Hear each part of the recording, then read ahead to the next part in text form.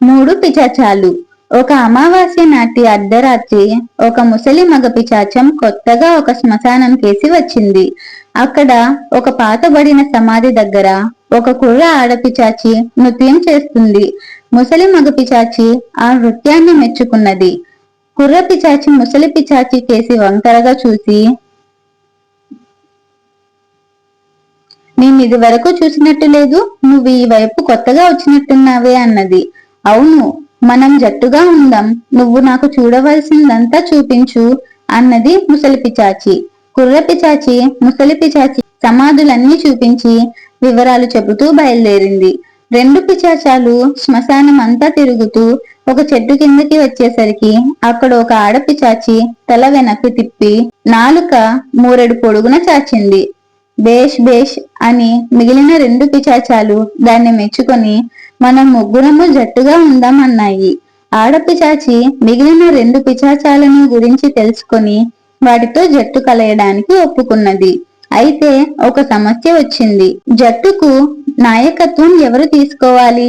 దీని గురించి చాలాసేపు చర్చ జరిగిన మీదట పిశాచాలు ఒక నిర్ణయానికి వచ్చాయి. అదేమిటంటే ముగ్గురు 3 రోజుల పాటు తలా ఒక గొప్ప పని చేయాలి. ముగ్గురు చేసిన పనులలో ఎవరి పని ఎక్కువ గొప్పదైతే వారికే నాయకత్వం. ముసలి పిశాచి మిగిలిన వాటితో రేపు అర్ధరాత్రి తిరిగి ఇక్కడే కలుద్దాం. ఈ లోపల నేను ఏదైనా గొప్ప పని చేసి మీకు చెబుతాను అన్నది. తర్వాత 3 పిశాచాలు వేటి దారిన అవి పోయాయి. మర్నాడు రాత్రి జాము నడుస్తున్నది. ముసలి పిశాచి శ్మశాన ప్రాంతంలోనే తచ్చాడుతున్నది. అది ఇంకా ఏ గొప్ప పని చేయలేదు. ఆ పిశాచానికి ఒక చెట్టు కింద ముడుచుకొని పడుకున్న ఒక యువకుడు కనిపించాడు. వాడు అనాకారిగా ఉన్నాడు. చలికి వణుకుతున్నాడు. వాడికి కప్పుకొనేందుకు ఏమీ లేదు. ఆ కుర్రవాడి పేరు సూరన్న. వాడి తల్లిదండ్రులు చిన్నతనంలోనే పోయారు. వాడికి ఒక మేనమామ ఉన్నాడు గాని అలాంటి అనాకారి వాణ్ణి సాకితే పిల్లనిచ్చి పెళ్లి చేయవలసి వస్తుందని వాణ్ణి ఆయన చేరదీయలేదు. వాడు రాత్రిపూట ఏ చెట్టు కిందనో పడుకొని నిద్రపోతూ ఉంటాడు.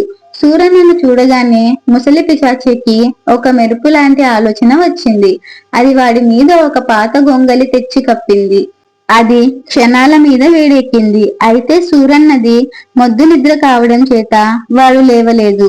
అలా వేడి ఎక్కిన గొంగలి ఒక్కసారిగా బగ్గున మండి మాయమైపోయింది. అప్పటికి సూరన్న నిద్ర లేవలేదు. కానీ వాడి అనాకారి రూపం పూర్తిగా మారిపోయింది.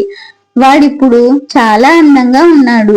ఆ మార్పు చూసిన ముసలి పిశాచం తృప్తిపడి అర్ధరాత్రి అయ్యేసరికల్లా మిగిలిన రెండు పిశాచాలను కలుసుకొని తాను చేసిన గొప్ప పని వాటికి చెప్పింది.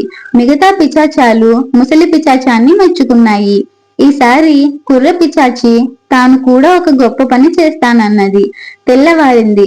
సూరన్న దారి వెంట నడిచి వెళ్తుండగా వాడి మేనమామ వాడిలో కలిగిన అందమైన మార్పు చూసి ఆశ్చర్యపడి తిన్నగా వాణ్ణి తన ఇంటికి తీసుకుపోయాడు. కుర్ర పిశాచి మేనమామ భార్య చేత ఈ దరిద్రుణ్ణి వెంటబెట్టుకొచ్చావెందుకు అని అడిగింది. కూతుర్నిచ్చి పెళ్లి చేయటానికి కుర్రవాడిప్పుడు చక్కగా ఉన్నాడు అన్నాడు మేనమామ సూరన్నను లోపలికి తీసుకుపోతూ.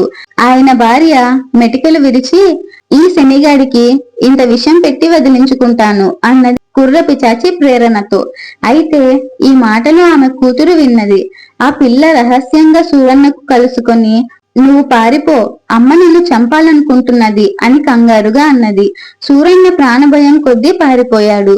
వాడు చీకటికి పడేసరికి అడవి మధ్య ఒక అందమైన భవనం వద్దకు వచ్చాడు. అందులో నుంచి అనేక మంది పరిచారకులు వచ్చి వాణ్ణి లోపలికి తీసుకుపోయి పన్నీటితో స్నానం చేపించి పట్టుబట్టలు కట్టబెట్టి బ్రహ్మాండమైన విందు భోజనం పెట్టి పట్టుపరుపుల మీద పడుకోబెట్టారు. కుర్ర పిశాచి ఈ ఏర్పాట్లన్నీ పూర్తి చేసి అర్ధరాత్రి అయ్యేసరికి మిగిలిన రెండు పిశాచాలను కలుసుకొని తాను చేసిన గొప్ప పని చెప్పింది. అవి కుర్ర పిశాచాన్ని మెచ్చుకున్నాయి. ఈసారి వంతు ఆడపిశాచానిది. అది తిన్నగా రాజభవనానికి వెళ్ళింది. అక్కడ రాజుగారు తన కుమార్తెతో సహా పలహారం సేవిస్తూ కులాసాగా కబుర్లు చెప్తున్నాడు. అకస్మాత్తుగా రాజకుమార్తె కళ్ళెర్ర చేసింది. నా పెళ్లి ఎప్పుడు చేస్తావు అని తండ్రిని అడిగింది. రాజు తెల్లబోయాడు. అంతకు క్రితం రోజే ఆయన తన కూతురు దగ్గర పెళ్లి మాట తెస్తే మరొక సంవత్సరం దాకా ఆ సంగతి తలపెట్టవద్దని ఆమె అన్నది. ఆ మనిషి ఇప్పుడు తండ్రిని చూసి అలా వెర్రిమొహం వేశావేంటి? అడవి మధ్య అందమైన భవనంలో నా కోసం సూరన్న ఎదురు చూస్తున్నాడు. అతన్ని ఇక్కడికి తెచ్చి నాతో పెళ్లి చేయకపోతే నేను అక్కడికి వెళ్ళిపోతాను అంటూ శోకాలు పెట్టింది. ఏం చేయటానికి పాలుపోక రాజు కొంత పరివారాన్ని తీసుకొని బయలుదేరాడు. నిజంగానే అడవి మధ్య అందమైన భవనం ఉంది. అందులో మరింత అందంగా ఉన్న సూరన్న కనిపించాడు. రాజు వాణ్ణి చూసి ముచ్చటపడి తీసుకుపోయి తన కుమార్తెనిచ్చి అప్పటికప్పుడే పెళ్లి చేశాడు. ఆడపిశాచి కూడా ఒక గొప్ప పని సాధించింది. ఆ రాత్రి 3 పిశాచాలు కలుసుకున్నప్పుడు ఆడపిశాచి మీకన్నా నేనే గొప్ప పని చేశాను, మన జట్టుకు నేనే పెద్దను అన్నది. చాలే, సూరన్న ఇల్లు ఐశ్వర్యము చూసి రాజుగారు పిల్లనిచ్చారు, నేను చేసింది గొప్ప పని అన్నది కుర్రపిశాచి. మీరిద్దరూ నోరు ముయ్యండి, ఆ సూరన్నను అందగాడిగా చేసింది నేను, పైగా వయసులో పెద్దను, నేనే జట్టుకు నాయకుడిగా ఉండాలి అన్నది ముసలి పిశాచి. 3 పిశాచాలు ఇలా చాలాసేపు తగువలాడుకొని చివరకు సూరన్ననే అడుగుదామని బయలుదేరాయి. సూరన్న రాజభవనంలో పట్టుపరుపుల మీద సుఖనిద్రలతో ఉన్నాడు. పిశాచాలు వెళ్లి వాణ్ణి నిద్రలేపి తమను తాము పరిచయం చేసుకున్నాయి. నిన్ను అందగాడిగా మార్చింది నేనే అన్నది ముసలి పిశాచి. నిన్ను ఐశ్వర్యవంతుని చేసింది నేనే అన్నది కుర్రపిశాచి. నిన్ను రాజుగారి అల్లుడు చేసింది నేనే అన్నది ఆడపిశాచి.